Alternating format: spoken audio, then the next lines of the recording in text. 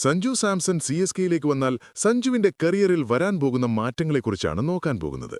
ഒന്ന്, ധോണിയുടെ മെന്റോർഷിപ്പ്. സഞ്ജു വളരെ ടാലന്റുള്ള ബാറ്റ്സ്മാനാണ്, പക്ഷേ കോൺസിസ്റ്റൻസി കുറവാണെന്നതാണ് വിമർശനം. CSKയിലെത്തുമ്പോൾ ധോണിയുടെ ക്യാപ്റ്റൻ കൂൾ ആറ്റിറ്റ്യൂഡിൽ നിന്നും ഒരുപാട് കാര്യങ്ങൾ പഠിച്ചെടുക്കാൻ പറ്റും.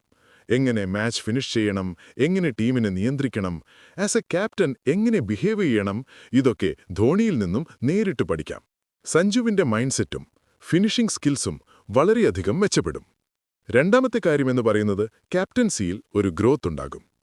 സഞ്ജു രാജസ്ഥാന്റെ ക്യാപ്റ്റനാണ്, പക്ഷേ ധോണിയിൽ നിന്ന് strategic thinking, player handling, team building എന്നിവയെക്കുറിച്ച് കൂടുതൽ പഠിക്കാൻ കഴിയും. മൂന്നാമത്തെ കാര്യം, CSK മാനേജ്മെന്റ് പ്ലെയേഴ്സിന് കുറച്ചുകൂടെ അവസരങ്ങൾ നൽകുന്നുണ്ട്. അത് മറ്റു ടീമുകളെ അപേക്ഷിച്ച് അഡ്വാൻറ്റേജാണ്. അതുകൊണ്ടുതന്നെ ഫോം കുറവായാലും പിന്തുണ ലഭിക്കും. ബ്രാൻഡ് വാല്യൂവും ഫാൻ ബേസും ഇരട്ടിയാകും എന്നുള്ളതാണ് മറ്റൊരു കാര്യം. CSK ഇന്ത്യയിലെ ഏറ്റവും വലിയ ഫാൻ ബേസുള്ള ടീമാണ്. സഞ്ജു CSKയിലേക്ക് വന്നാൽ കേരളവും തമിഴ്നാടും ചേർന്ന ഫാൻ ബേസ് ലഭിക്കും. അതായത് സൗത്ത് ഇന്ത്യ മുഴുവനും പിന്തുണ ലഭിക്കും എന്നുള്ളതാണ്. ഇതിലൂടെ സഞ്ജുവിന്റെ സോഷ്യൽ മീഡിയ മൂല്യം കൂടും.